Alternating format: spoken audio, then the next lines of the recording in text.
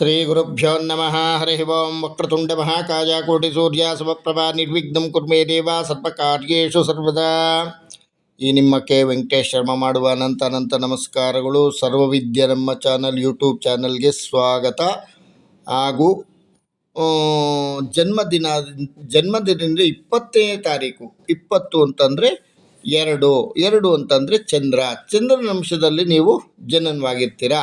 20ನೇ ತಾರೀಕಿನಲ್ಲಿ ಜನನವಾಗಿರ್ತಕ್ಕಂಥವರು ನೀವು ಯಾರನ್ನೇ ಆಗಲಿ ಸುಲಭವಾಗಿ ಸ್ನೇಹ ಮಾಡಿಕೊಳ್ಳುವುದರಲ್ಲಿ ಬಲುಗಟ್ಟಿಗರು. ಇತರರನ್ನು ನಿಮ್ಮ ಕಡೆಗೆ ಒಲಿಸಿಕೊಂಡು ಅವರಿಂದ ನಿಮ್ಮ ಕೆಲಸ ಕಾರ್ಯಗಳನ್ನು ಮಾಡಿಕೊಳ್ಳುವಿರಿ. ಯಾವುದೇ ಕೆಲಸ ಮಾಡುವಾಗಲೂ ಮುಂದಾಲೋಚನೆ ಹೆಚ್ಚು. ಇತರರು ನಿಮ್ಮನ್ನು ಕಂಡರೆ ಒಂದು ಬಗೆ ಗೌರವ ಸೂಚಿಸುತ್ತಾರೆ. ಸದಾ ನಗುತ್ತಾ ಜೀವನ ಸಾಗಿಸುವ ನಿಮಗೆ ತಂದೆ ತಾಯಿ ಎಂದರೆ ಪ್ರೀತಿ.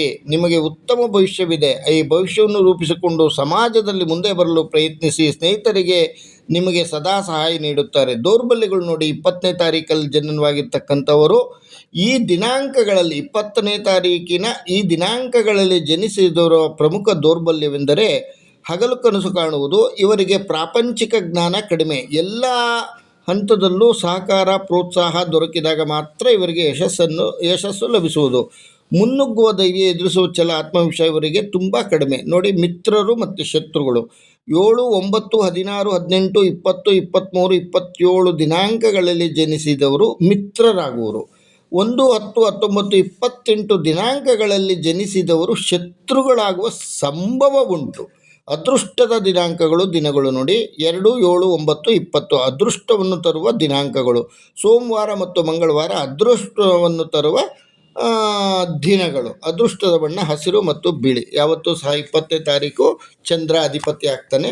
ಅದಕ್ಕಾಗಿ ನೋಡಿ, ನೀವು ಆಪ್ಯಾಯ ಸ್ವಸಮೇತತೆ ವಿಶ್ವದಸ್ವ ಭರುಷ್ಣಿಯಂಬ ಭಾವಾಜಸ್ಸ ಸಂಗತೆ. ಓಂ ನಮೋ ಚಂದ್ರಗ್ರಹಾಯ ನಮಃ.